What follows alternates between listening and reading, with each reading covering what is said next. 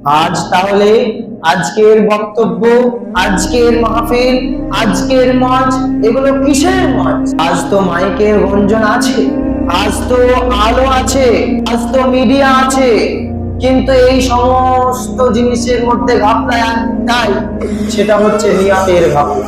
আর যারা জালসা চালাচ্ছে, আর যারা জালসা চালানোর উদ্যোগ নিচ্ছে কমিটি, তাদের নিয়তের সাথে বক্তার মিল নেই। যেই বক্তা বক্তব্য দিতে আসছে সেই বক্তার সাথে শ্রোতার মিল নেই, যেই শ্রোতা বক্তব্য শুনতে আসছে সেই শ্রোতার সাথে বক্তার মিল নেই। আর যেই সমস্ত মানুষরা আশেপাশে ঘুরে বেড়াচ্ছে সেই সমস্ত মানুষের জালসার সাথে মিল। সমস্ত মানুষের নিয়ত হচ্ছে আমার নিয়ত ঠিক নেই, অথচ আল্লাহর রাসূল বলেছেন ইন্নামাল আমালু বিন্নিয়াত। সমস্ত কাজ কর্মের মূল উদ্দেশ্যই হচ্ছে নিয়ত, এবং নিয়তের উপরে নির্ভরশীল সমস্ত কাজ। অথচ আমাদের মেইন যেখানে আমাদের ফল্ট, যেখানে ঘাটতি, সেটাই হচ্ছে নিয়ত। মাইক ম্যানের নিয়ত হচ্ছে তার মাইক ঠিক থাকবে, তার সুন্দর আওয়াজ আসবে, তবেই সে যথেষ্ট। বক্তার নিয়ত হচ্ছে সে মাইক সুন্দর পাবে আর শ্রোতাদের কোকিল কণ্ঠে বক্তব্য দিবে এবং সেটা থেকে সে টাকা পাবে। তার এটাতেই নিয়ত, তার এটাতেই শেষ। আর কমিটিদের উদ্দেশ্য হচ্ছে মোটা অঙ্কের টাকা আদায় হবে, আর শ্রোতাদের উদ্দেশ্য হচ্ছে কোকিল কণ্ঠে বক্তব্য শুনবো, তার আওয়াজ ভালো, অর্থাৎ বক্তব্য বক্তা খুঁজে টাকা, আর কমিটিয়ান খুঁজে মোটা কালেকশন, আর শ্রোতারা খুঁজে মিষ্টি আওয়াজ। আর যারা আশেপাশের মানুষ আছে তারা ভাবে এই আজকের এই যে মেলায়, আজকের এই মেলায় আমাদের কি হবে বাস, এতেই কারণ এটা নেই যে আমার আজকের এই জালসার উদ্দেশ্য হচ্ছে এটা মানুষকে পরিবর্তন করতে হবে। না বক্তার উদ্দেশ্য আছে, না কমিটির উদ্দেশ্য আছে, না শ্রোতারা এটা ভাবে যে আমি আজকে শুনতে এসেছি, এই শোনার মাধ্যমে সে পরিবর্তন কিছু হয়। যদি এই ইচ্ছা থাকতো, যদি এই ইচ্ছা নিয়ে বসতো, তাহলে আজকে না, আজকে আমরা এর ফল, এর আমরা রেজাল্ট বছর আগে পেয়ে। কিন্তু নেই, আজকে আমাদের নিয়তের ঠিক না থাকার কারণে আজ কারোর মধ্যে পরিবর্তন নেই। আমার নাম বক্তা, আমি বলতে পারি বক্তা, বলে দিলাম আমার ডিউটি শেষ। আপনি শ্রোতা শুনছেন, শোনার কাজ 12:40 পর্যন্ত শ্রোতা এসে শুনেছেন, ডিউটি শেষ। এই ডিউটি আমরা সব দলে দলে বিভক্ত হয়ে যাওয়ার কারণে আজ আমাদের কোনো পরিবর্তন নেই। এই জালসা যদি কিয়ামত পর্যন্ত চলে আর নিয়তের মধ্যে যদি ঠিক না থাকে, তবে কখনোই আমাদের, আমি যেটা বলছিলাম আপনাদের, আমাদের ঘাপলাই কোথায়, আমি আপনাদের বোঝাতে চাইছি যে এত মাহফিল ওয়াজ বক্তব্য হওয়ার পরেও আমাদের পরিবর্তন নাই। আর এটাকেই যদি আমি 1450 বছর আগে যাই, তারও যদি আমি আর 700 বছর আগে যাই, সে সময় দেখুন এত কি বক্তব্য প্রথা চালু ছিল, কিন্তু এরা পরিবর্তন হলো কিভাবে? এদের মেইন যে কাজটা ছিল সেটা হচ্ছে নিয়ত। তারা শুনতে আসতোই এই নিয়তে যে আমাকে কিছু না হলেও শিখে যেতে হবে।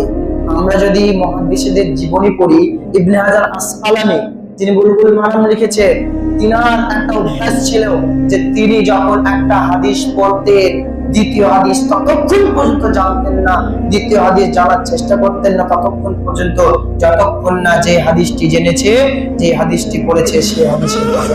আমি এটা বলবো না যে আপনার হাদিস জানেন না, হাদিসের জ্ঞান নেই।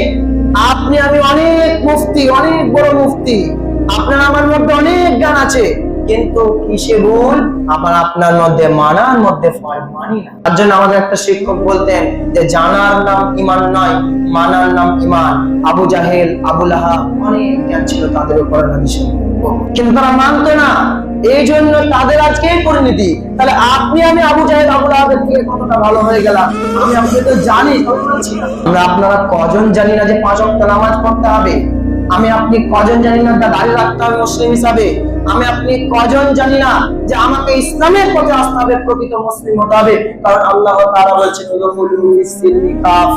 শুধু মুসলিম হলেই হবে না, পরিপূর্ণ মুসলিম হও, ইসলামের মধ্যে পরিপূর্ণ প্রবেশ করো। এটা কজন জানি না? না জেনেও না জানার ভান করে কদিন। আমরা এটা কেন জানি না পৃথিবীর মানুষ, যে আমি যদি পৃথিবীর পুরো পৃথিবীটাকে বিক্রি করে দিই, এই পুরো পৃথিবী বিক্রি করার বিনিময়ে আমার আপনার বয়সের থেকে 1 মিনিটও বয়স বাড়াতে পারবো। যেই ব্যক্তি 5 ফুট 4 ইঞ্চি সে যদি পুরো পৃথিবীকে বিক্রি করে, তার 1 ফুট উচ্চতা বা 1 ইঞ্চি উচ্চতা সে পুরো পৃথিবীর বিনিময়ে বাড়াতে পারে। তাহলে কিসের এত দাম করতে হবে? তাহলে কিসের এত অহংকার? আমরা যতই জোরে পা ফেলে না কেন জমিন থামতে পারবো না, অথচ বৃষ্টির ফোঁটা জমিনকে ফাটিয়ে দেয়, জমিন ফুটো করে দেয়, অথচ আমাদের অহংকার কোথায়? এই অহংকার, এই দাবি, এই দাপট বেশি দিনের না। তার জন্য আমাকে আপনাকে পরিবর্তন হওয়া লাগবে। পরিবর্তন যদি হতে চায়, হাজারো মাইকের আর হাজারো বক্তব্যের দরকার নেই, একটা কথাতেই যথেষ্ট। আমরা জীবনই তো করি না। অনেক মানুষ, বড় বড় যারা মানুষ পৃথিবী থেকে চলে গেছেন, তাদের জীবনী একবার পড়ে দেখুন, তারা কত বছর হাদিস পড়ে পরিবর্তন হয়েছে। এক একটা বাক্যে তারা পরিবর্তন হয়ে গেছে, এক একটা কথাতে তারা পরিবর্তন হয়েছে। শুধু একটাই, কি পরিবর্তন হবো, এই কথাটা মনের মধ্যে নিয়ে আসতে হবে। আল্লাহ তাআলা বলছেন, ইন্নাল্লাহা লা ইউগাইয়িরু মা বিকওমিন হাত্তা ইউগাইয়িরু মা বিআনফুসিহিম। উম্মত ততক্ষণ পর্যন্ত পরিবর্তন হতে পারবে না যতক্ষণ না নিজে থেকে সে পরিবর্তন হওয়ার চেষ্টা করবে, সেই ব্যক্তি ততক্ষণ পর্যন্ত পরিবর্তন পারবে না। আজ আপনি আমি ভাবছি যে আমার আপনার কাছে অনেক সময় বাকি আছে। আজকে তো সবেমাত্র আমি কৌশল পেরে যুবকে এলাম, আজকে তো আমি সবেমাত্র একটা চাকরি পেলাম, আরো অনেক কিছু বাকি আছে জীবনে করতে। আর আপনার জীবন অতিবাহিত হতে আছে, কিন্তু পরিবর্তনের ছাপ আমার আপনার মধ্যে দেখা যায় না। এই আশা, এই আকাঙ্ক্ষা নিয়ে যতদিন আমরা দিন অতিবাহিত করি না কেন, দিন শেষে দেখবেন সবকিছু ফেলে আমাদের চলে যেতে হয়েছে। আর কখন যেন আমার আপনার খাঁচা থেকে এই প্রাণ পাখিটা বাড়িয়ে চলে গেছে, বের হয়ে গেছে, আর তখন আমাদের কাছে কোনো চান্স থাকবে না।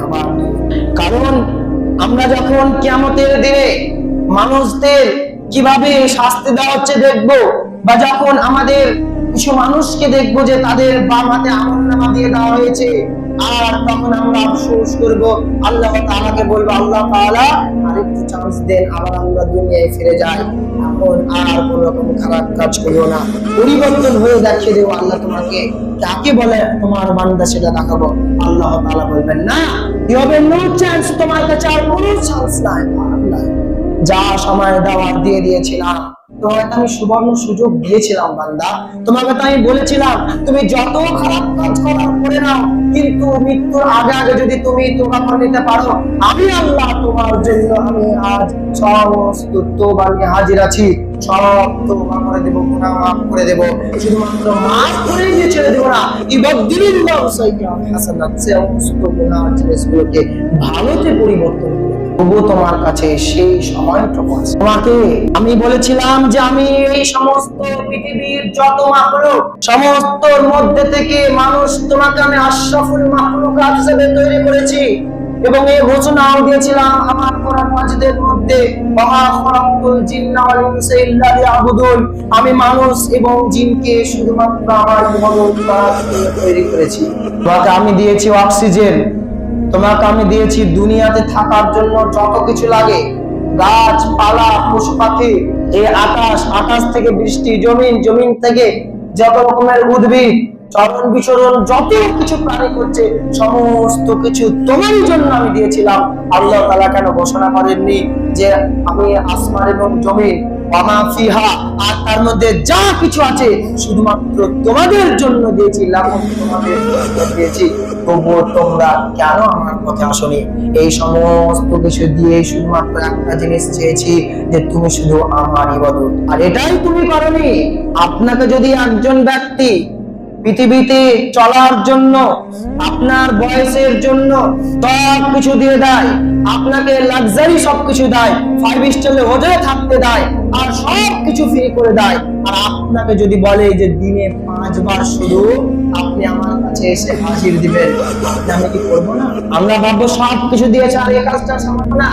তাহলে ভাবুন, এরকমই আল্লাহ তাআলা বলছে যে আমি তোমাকে দিন রাত মিলে 24 ঘন্টা দিয়েছি, আর তার মধ্যে যদি 10 মিনিট করে 5 ওয়াক্ত নামাজে আসো, তবুও 1 ঘন্টা হচ্ছে না, তাহলে 24 ঘন্টার মধ্যে তুমি 1টা ঘন্টা আমার জন্য দাওনি, অথচ তোমার জন্য এই পৃথিবী তৈরি করেছি। শুধু পৃথিবী তৈরি করে দেয়নি, এভাবে আরো সমস্ত কিছু গ্যালাক্সি তৈরি করেছে।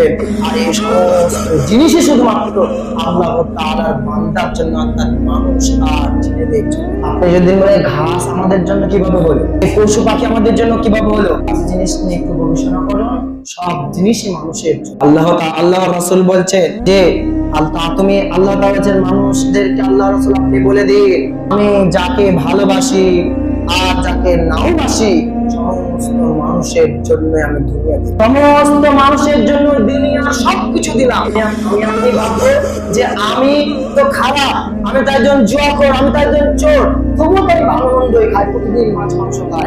আল্লাহ তাআলা তো ঢুকে দেয় না, আমাকে তো অবমান করে। আল্লাহ তাআলা বলছেন তুমি ভালো হও আর খারাপ হও, সব কিছুর জন্য তোমাকে দুনিয়াতে দাও।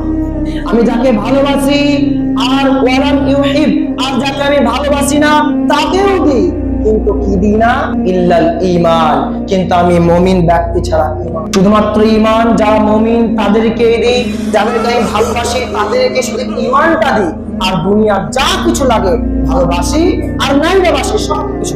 একটা আয়াতের তাফসীর পড়তে গিয়ে পুরো আয়াতের তাফসীর আমার মনে নেই, তবে পড়ছিলাম যে আল্লাহ তাআলা বলছেন যে আমি কাফেরদেরকে এত পরিমাণে দুনিয়াতে সম্পদ দিতাম যে তারা সোনা দিয়ে সিঁড়ি বানানোর মতো তাদের সম্পদ দিতাম, যদি মুসলিমরা, যদি মুমিনরা এই আশঙ্কা না করতো যে আমরা মুসলিম হয়ে তাদের থেকে এই আশা আকাঙ্ক্ষা যদি তারা না করতো, তাহলে তাদের এত বেশি সম্পদ দিতাম। কারণ দুনিয়াটা শুধুমাত্র তাদের জন্য, কিন্তু তোমার জন্য মুমিন না। তারা দুনিয়ায় এসেছে, তারা এটা বিশ্বাস করে না যে মৃত্যুর পরে আবার আমাদের একটা জীবন আসবে, তার জন্য তারা এই দুনিয়ায় যা করেছে, এই দুনিয়ায় ভালো খারাপ সব শেষ,